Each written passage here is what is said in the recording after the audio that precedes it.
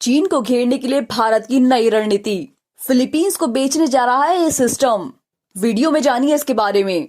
चीन की चाल पर नजर रखने के लिए भारत एक छोटे देश को ऐसी व्यवस्था दे रहा है जिससे चीन की चिंता बढ़ जाएगी।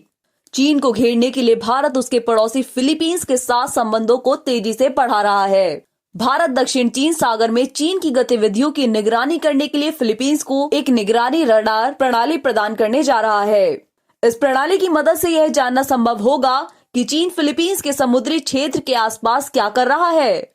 चीनी जहाजों पर भी नजर रखी जा सकती है। बता दें कि भारत की तरह चीन का भी फिलीपींस के साथ सीमा विवाद है, लेकिन यह समुद्री विवाद है। भारत और फिलीपींस के विदेश मंत्रियों के बीच आभासी बैठक हुई है। तो आइए जानते हैं इस बैठक के बारे में।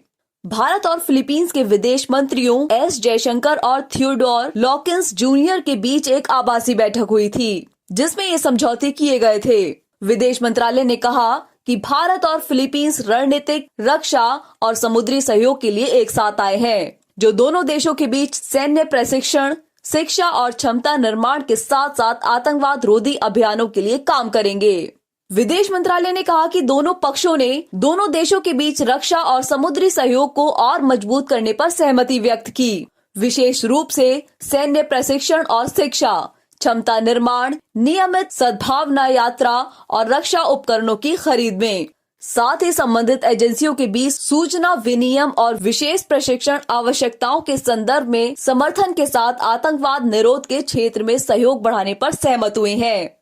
उन्होंने आगे कहा कि दोनों देशों के बीच महत्वपूर्ण सूचनाओं का आदान प्रदान किया जाएगा ताकि दोनों देश एक दूसरे की सुरक्षा को मजबूत कर सकें। अक्टूबर में फिलीपींस के राष्ट्रपति रोड्रिगो दुर्तेते की सरकार ने दक्षिण चीन सागर से तेल निकासी पर प्रतिबंध हटा दिया था, ताकि फिलीपींस कंपनियां अब चीनी कंपनियों के साथ मिलकर तेल का काम कर सकें।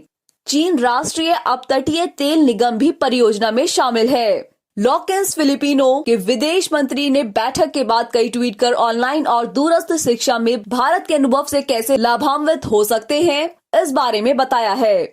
एमईए के बयान में कहा गया है कि एस जयशंकर ने आईईसीईसी और ईआईटीसीई पहल का लाभ उठाने के लिए फिलिपिनो छात्रों, विद्वानों और शिक्षाविदों को आमंत्रित किया और कहा कि आईआईटी में आसियान छात्रों को पेश किए गए एकत्रित पीएचडी फेलोशिप का उपयोग करें। फिलीपींस ने 6 साल बाद प्रतिबंध हटा लिया।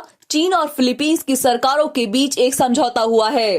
फिलीपींस समझता है कि समझौते से चीन के लिए कोई समस्या पैदा नहीं होगी, जबकि चीन का मानना है कि दक्षिण चीन सागर एक विवादित क्षेत्र है, उस पर उसका अधिकार है। भारत ने फिलीपींस को निमंत्रण दिया है। महत्वपूर्ण रूप से भारत ने फिलीपींस को अंतर्राष्ट्रीय सौर गठबंधन और आपदा प्रतिरोधी संरचना के लिए गठबंधन में शामिल होने के लिए भी आमंत्रित किया है। यदि तटीय निगरानी रडार प्रणाली पर भारत और फिलीपींस के बीच एक समझौता होता है, तो इससे चीन की गतिविधियों की निगरानी करना बेहद आसान हो जाएगा। तो दोस्तों, ऐसे ही लेटेस्ट अपडेट्स के लिए इस चैनल को तुरंत सब्सक्राइब कर लीजिए। इसके साथ ही वीडियो को ज्यादा से ज्यादा शेयर कीजिए। साथ ही वीडियो को लाइक करना न भूलें। धन्यवाद। नमस्कार।